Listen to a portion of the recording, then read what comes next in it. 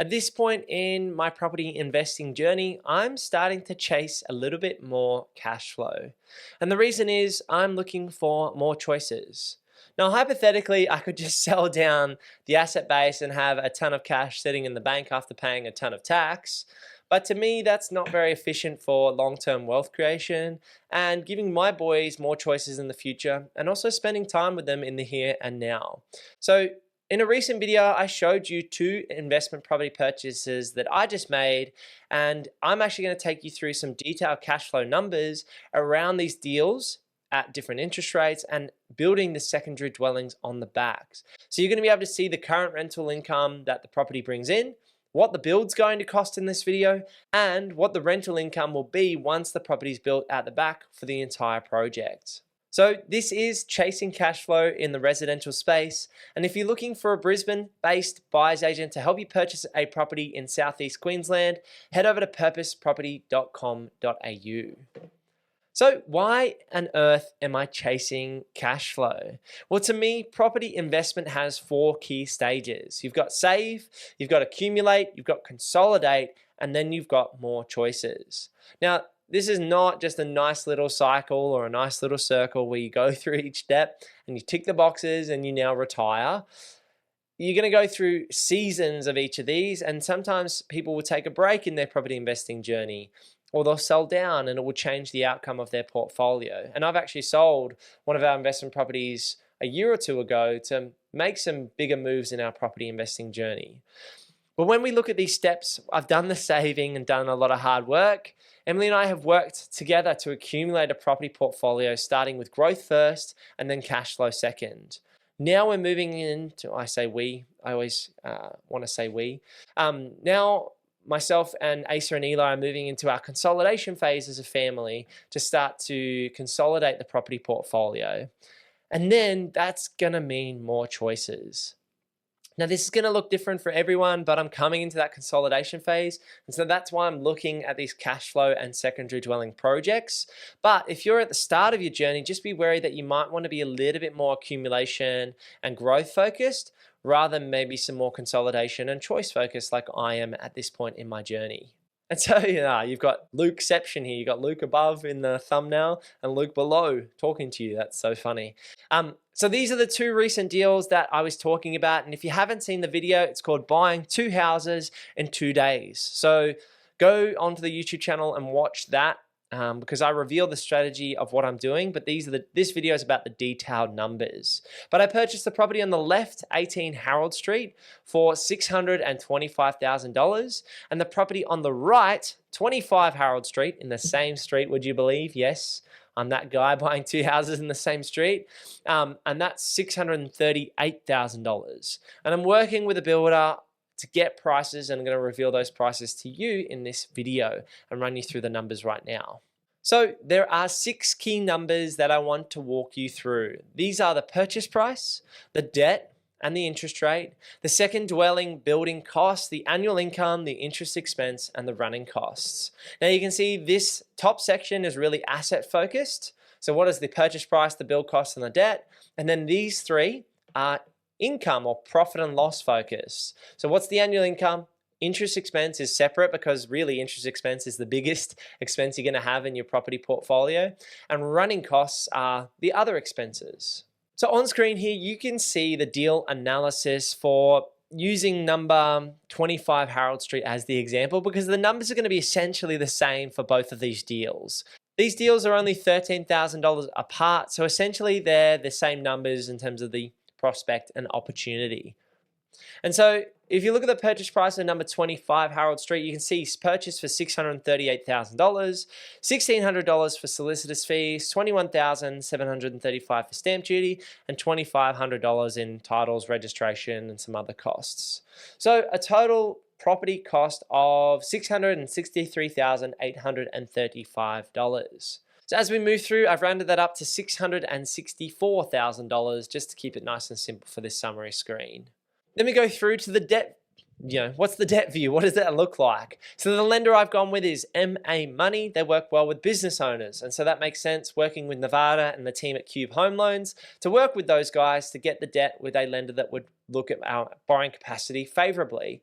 And so there's an 80% loan to value ratio on this purchase and a 7.2% interest rate. So if you do the math and go 80% times the purchase price of $638, so it does include the additional costs, and the 7.2% interest rate, you're going to roughly have an interest expense of $36,749 per year, which fills out our spreadsheet a little bit further. So you can see $664,000 purchase price, $510,000 or $510,400 at a 7.2% interest rate in this example, leading to $36,750 in terms of interest expense per year. Now we've got the build costs. And so the builder I'm working with is potentially going to be able to do a 4-bedroom, which is essentially 3-bed plus a study, 2-bath design, which you can see in the bottom right corner here.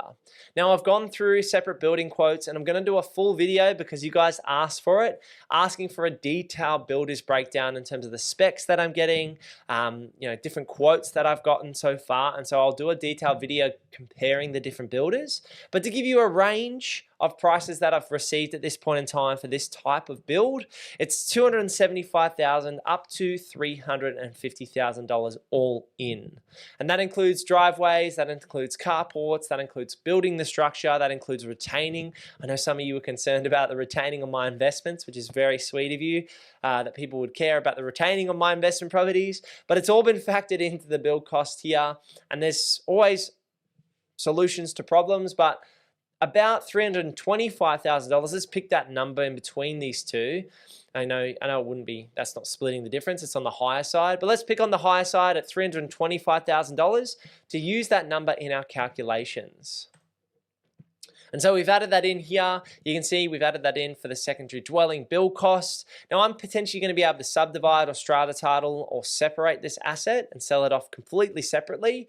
But for the purpose of today's video, I'm really holding these properties for a long-term investment, so that's somewhat irrelevant. As we move through, let's take a look at the rent. So the rent for both of these homes should be around $500 per week, but during the build process might be a little bit cheaper, but it's currently renting for $495 per week. So that brings in $25,740. The secondary dwelling, which is that new build 4-bed, 2-bath home, will achieve something more like $600 to $650 per week because it is a brand new build. So let's run the midpoint at $625 per week by 52 weeks, which is $32,500 of income. Now you add $25,000 to $32,000, that leads to $58,240 in terms of gross rent for this house and secondary dwelling build in Bundamba. And so you can see I've added that to the list that we've got $58,240. And for some reason, you've also seen the running costs are 27% of the rent at $15,775, which is this next screen. So that's a breakdown of this, of the running costs. So let's just go through a quick breakdown of the running costs. We've got some vacancy in there, some water, council rates, insurance, management, maintenance, and that leads to $15,775. Now this section is super debatable. There's going to be lots of people who say the costs are a lot more. There's going to be some people who say the costs are a lot less. But for me, this feels like a good amount. About 25%. Statistically is about right in terms of running costs for a standard residential property investment here in Australia. And this gives us all of our numbers. Just make myself a little bit smaller so you can see everything. And this is our 6 key numbers. So 664 purchase price, 510 of debt, 325K build cost, 58K annual income, 36 of interest expense, and 15 of running costs. And so what do the final numbers look like? As you can see on screen here, the total buy-in, so this is the build cost plus the original purchase price, is around $989,000. And then the as complete value, so once the house at the back is built, that's a 4-bed, 2-bath home at the back. The end value, very conservatively, and I might say very conservatively, would be $1.2 to $1.3 million. So let's hypothetically say that you were able to get $750 for the back house. you might be able to get 550 to 600 for the front house. And so that's how you get to that 1.2 to 1.3 end value. Then we've got to look at the numbers. So the rent was $58,000, 240. The interest, now remember, this is not factoring in the build cost at this point. This is just the interest on the front investment property. The interest on just the front property is $36,750, and the running cost is $15,775, with a hypothetical cash flow or net rent of $5,715. Now I can hear all those commercial property investors having to chuckle going, that's not even a return, and you haven't factored in the debt of the build, and I would be agreeing with you. And so that's the truth, that residential property is not going to cash flow anywhere near as good as commercial property, but in my opinion, you are missing probably a few key points, and that's really the manufactured value, and that's these numbers right here. So you can see that 989,000 going up to 1.2 to 1.3 mil. So you've easily made something like $300,000 to $400,000 of net worth or equity if you were to sell the property. And let me take you through these other numbers, which will show you why I think this is a cash flowing deal for me in the future. So this is it with everything at an 80% LVR. So we've now factored in 80% debt at a 7.2% interest rate. So that increases your interest bill to $51,428. I haven't upped the running costs. So that could, if you add another $5,000, this could go to minus $14,000 or minus $15,000 in reality. But running those same numbers with the increased debt on the build at 80% increases it, giving you minus $9,000 a year, and up to, I'd say, minus $14,000 if you wanted to boost those running costs based on that as well. Now, this is where the gold is. So this is the vision. Why on earth would you do all this if it's going to run potentially minus 10 grand a year? Well, let's take an end value of $1.25 million and say that this compounds at 6% year on year. Of course, it's not going to be a linear, straight up 6%. That would be quite nice for us to buy an investment like that. But it's going to have some years where it does really well, and I'm expecting that to be in the next 3 to 5 years, in my opinion, based on these purchases. And also over the next 30 years, we expect it to average out to around that 6% kind of compounding growth. And so that means you're gaining in terms of value on the property, something like $75,000 a year for the front house and the back house. You've also got the rent, which also will grow year on year. And if you were to take out the interest, which is one of the reasons I want to see this vision, because you might pay down this asset if you sell other properties in your investment property portfolio. You're still going to have running costs, and so you might generate net rent of, say, $42,465.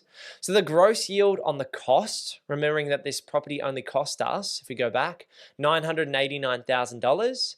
So going forward, if it only cost us $989,000, the yield on cost is actually 5.88%. And the net yield on cost, based on this number up here, is 4.29%. Now, if we do it based on the end value of $1.25 million, this midpoint here, your gross yield on the value is 4.65%, and the net yield on value is something like 3.4%, excluding interest. So that's important to remember here. And this is where we can do a little comparison of residential versus commercial property. So commercial property is generally viewed as pre-interest. And so is this. If I go back, this 3.4% is pre-interest expense on holding this investment property. Noting that the running costs wouldn't really increase much because the build will have a 6-year builder's warranty and essentially no maintenance during that period, or no maintenance out of pocket. So that net yield on value around 3.4% does feel about right. And so if we move through, you're comparing a 3.4% pre-interest net yield compared to the average commercial net yield around 4 to 6%.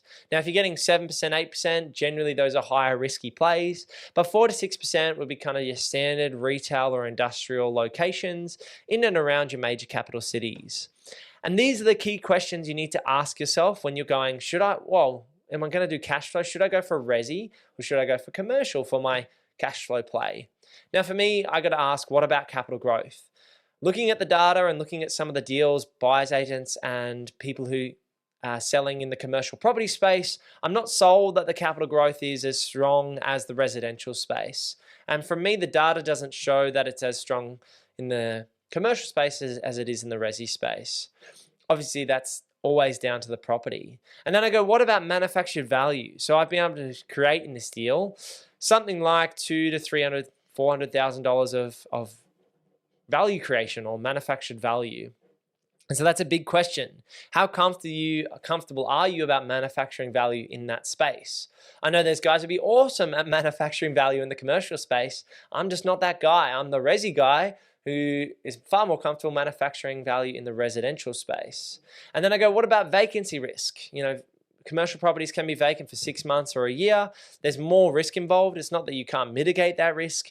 For me, the vacancy of these residential properties is going to be 1 to 4 weeks a year, something like that, or even less if you get tenants over the long term.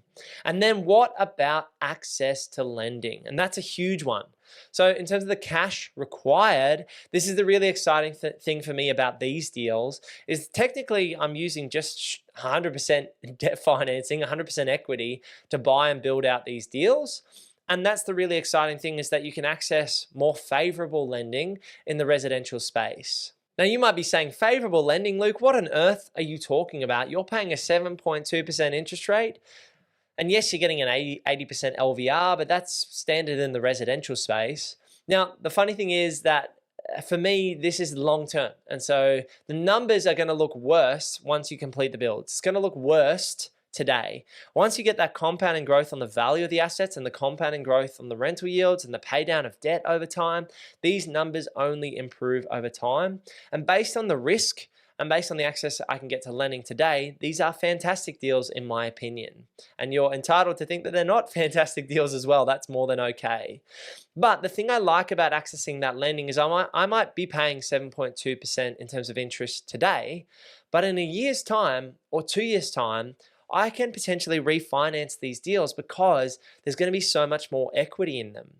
If we go back to the screen, if we go back and have a look at those numbers again really quickly, you can see that there's going to be $300,000 likely of equity in those deals. And so what that means is if there's $300,000 of available equity and I have the serviceability, then I'm going to be able to refinance these deals to a much more favorable interest rate in the residential lending space. And so in a year or two's time, I'll give you an update and the interest rate might be at 5.5%. And then those numbers will change significantly because you've dropped 1.5% in terms of your interest rate. So that makes a major difference to that interest line item in your P&L. Now there's a lot of numbers been thrown around in today's video and I might give you a little bit of a headache. Sometimes it gives me a little bit of a headache and I'm a chartered accountant by trade. But it is very important that you do run these numbers. And in my opinion, those 6 key figures, the 3 balance sheet and the 3 profit and loss numbers is really all the numbers I need to compare deal by deal and work out what the right investment property is for me. And we do the same thing for clients. And so if you're wanting to sign up and potentially be a client of ours at Purpose Property, then head over to purposeproperty.com.au if you're looking to buy a property in Southeast Queensland in the next 3 to 6 months. We work with first home buyers, owner occupiers and investors to secure the right property for the right price in the right location. And I'd love to work with you or even just have a free chat so you can book in a free session at purposeproperty.com.au. What do you think of these deals? I'm excited to break down the builders numbers for you guys in a video very soon. Leave a comment down below and I'll see you in the next one. Peace.